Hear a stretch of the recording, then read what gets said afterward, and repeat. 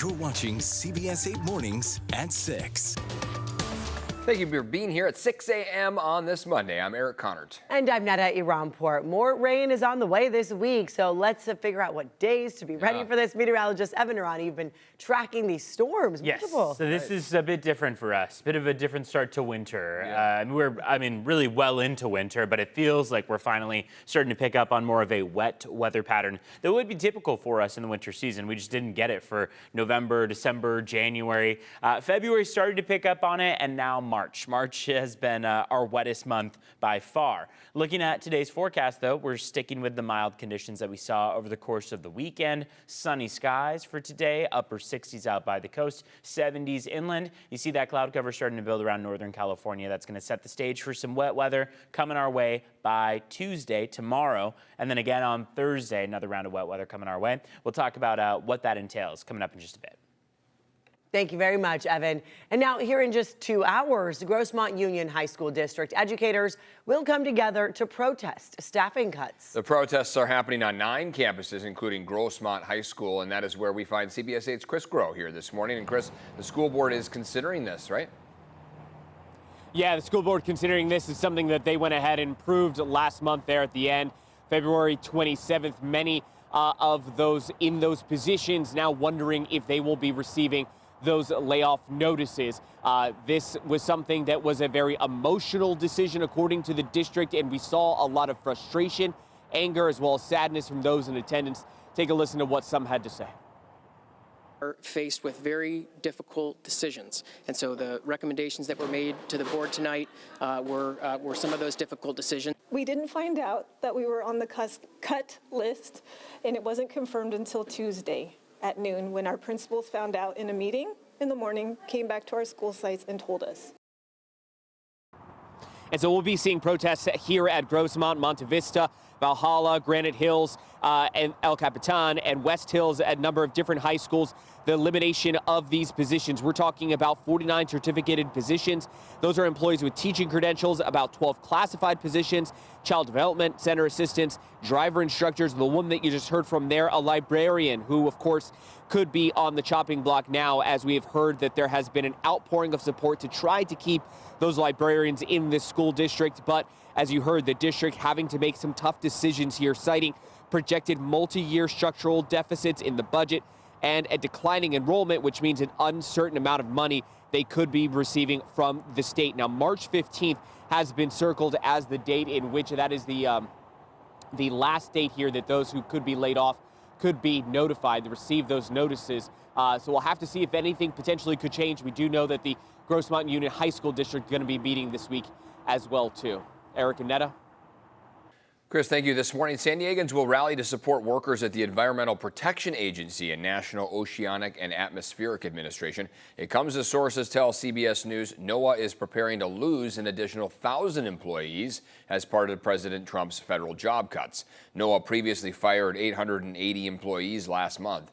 Scientists and politicians are voicing concerns about interruptions to weather forecasts. Local protests will be marching from the federal courthouse to the federal building, then City Hall at 11 a.m. This morning, the acting chair of the Board of Supervisors will call for the county to warn people who may lose support from federally funded programs. Supervisor Tara Lawson-Remer says hundreds of thousands of local families could lose access to health care, food, and housing because of proposed federal budget cuts. She wants the county to send a notification of funding being at risk to everyone who could be impacted, giving them time to prepare. Supervisor Lawson-Remer will share more information this morning before a vote tomorrow. Meantime, County Supervisor Jim Desmond says he wants to strip San Diego of its super sanctuary status. Supervisors passed the sanctuary policy a few months ago to restrict the use of county resources for federal immigration enforcement. As CBS 8's Jasmine Ramirez reports, they will vote on whether or not to overturn it tomorrow. So I'm told this policy has to do with what the sheriff's department can do when it comes to people who are in our jails who are not citizens of the United States. The county passed the policy in a 3-to-1 vote. They said it could increase community trust to ensure immigrant communities feel safe and supported. Right now, that's not the state law. I talked to Supervisor Jim Desmond about the county's sanctuary policy that he says went into effect a few months back. He says the policy is stricter than state law and prevents law enforcement from deporting people who are in jail for serious crimes. Now, he says according to the policy, ICE must get a state or a federal warrant from a judge. This is only the people in jail that have been tried, convicted, and sentenced, and then we let ICE know that they're here.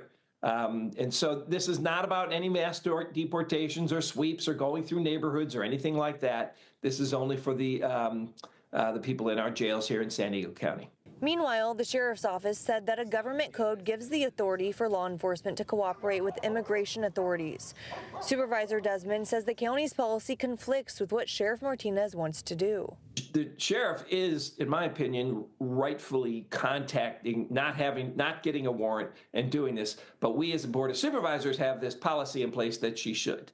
So what I'm trying to do is clear that mess up and allow the sheriff to do her job to get people that are here that have committed heinous felony crimes deported. I asked about how many people this policy might impact. I think I know, and it's not a huge number, but the deportations, I think within the last year or so is like less than 25 or something like that. It's a small number. We actually get a report every year of how many people were deported out of our jails or handed over to ICE out of our jail. The Board of Supervisors will consider overturning this new policy Tuesday. If approved, no word on when it would go into effect. Jasmine Ramirez, CBS 8. Registered voters in San Diego County's District 1, listen here, you're going to get a ballot in the mail as soon as today. So be sure you check your mailboxes. More than 370,000 ballots have been mailed for the special election to replace Supervisor Nora Vargas. The last day to vote, April 8th. The county says if no candidate gets a majority vote in the primary election, the top 2 vote getters will move on to a special general election. That'll be July 1st. Testimony begins this morning in the civil trial in a lawsuit over the drowning death of an 18-year-old at Mission Beach in 2022. Woodlane Zaki was pulled out to sea while swimming. His parents are suing the city of San Diego. Their attorney argues a lifeguard directed him to where a rip current was known to be. The city says what happened was an accident in part because the victim was a poor swimmer and did not follow warning signs posted about conditions. San Diego City Council member Stephen Whitburn will introduce a resolution supporting a state bill addressing encampments at today's council meeting. The bill, authored by North County State Senator Catherine Blakespear, seeks to improve cooperation between Caltrans and local governments for dealing with encampments on state rights-of-way. The bill also calls for funding to support temporary housing, outreach services, and environmental restoration. A heads up if you are planning to visit the Imperial Beach Pier today. Water to the pier will be shut off from 7 this morning to 4 p.m. Crews will be installing a new water line as part of the pier's maintenance project. During that time, the pier's public restrooms and the Tin Fish restaurant right there at the end of the pier will be closed. However, the pier and the pier plaza will remain open. We know a lot of people go out there fishing, but a heads up, yeah, without restrooms nearby. Just know that that's the plan for today. Yes, absolutely. The weather plan here this week, today pretty dry, but be prepared here this week. Sounds like it's going to be a wet one. It will. I mean, today is likely to be one of the few days where we have sunshine kind of beaming down on us for the majority of the day. Wednesday and Friday have an opportunity for some of that sun, although we'll likely be under cloud cover. Tuesday and Thursday are going to be our wettest days in the forecast. We talked about how early this morning we haven't really seen much cloud development. There's a couple clouds building right off of the coast, but that means that we're generally shaping up very nicely for a mild start to the day. Sunshine as soon as the sun comes up, going to last through a good portion of it as well. But this next storm, when we run the clocks forward for you through Tuesday and into Wednesday, show the best probability of those heavier accumulations of rain are right around San Diego. A lot of the storms that we see make their way down the west coast continue to push down the west coast and basically break apart as they get towards San Diego. So we see those heavier accumulations around Santa Barbara, LA, Orange County, and then they kind of deplete as they make their way to San Diego. This storm, however, is going to follow a similar trajectory to the last storm that we saw, which instead kind of gained momentum right off of the west coast. And instead of traveling south, it made more of an easterly push. So it was to the west of us, it pushed east, and this storm looks to follow a pretty similar pattern. So by the time we get to Wednesday afternoon, we could have a full inch on the ground from Oceanside down through San Diego. Borrego Springs has some pretty decent accumulations as well, and then those accumulations start to get a little lighter as you move north. When we time it out for you, you can see how the rest of the day is mild. Couple clouds that'll push on shore by about 8 p.m. Any showers that we have are mainly off the coast, but then those showers push on shore as we get toward the early morning stretch of Tuesday. Things intensify as Tuesday progresses. So Tuesday afternoon, a little bit stronger, and then Tuesday evening, boy, things get most intense around San Diego County. You can see those yellow cells starting to push kind of onto the coastline, presenting the opportunity for a few scattered showers and thunderstorms too in the forecast. Wednesday, this is what we mean, 11 a.m. Wednesday. We're not going to say it's dry, but it's still not super wet out there, just kind of lingering into Wednesday before that next round develops on Thursday. Let's talk about traffic. So far, things have been very light out there on the roads. We will take you to one stalled vehicle that we have popping up this morning that could cause some delays.